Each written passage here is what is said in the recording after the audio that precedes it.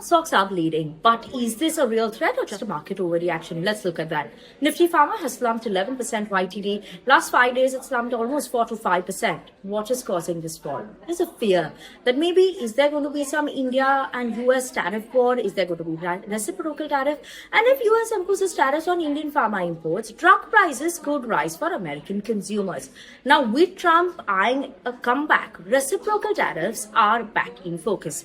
What is reciprocal tariff? Simply put, if a country charges a tariff on US goods, the US does the same in return. Now, currently, what is the India-US trade balance in terms of pharma? This is the data of WTO as of 2023. India exports to US is $7.6 billion in 2023, and US exports to India is around $600 million. What is India charging currently on pharma companies, US pharma companies, US imports? 10% is the tariff charge. US currently, zero tariffs on Indian pharma so far. So what it looks like is that US may not charge tariff. Why?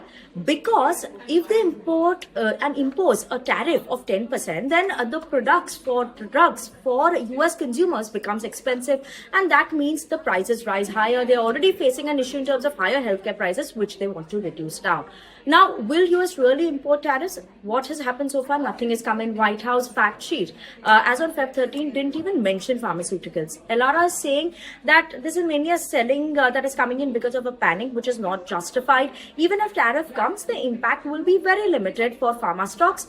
And this dip actually becomes a buying opportunity, strong earnings, attractive valuations. They see a potential upside coming in.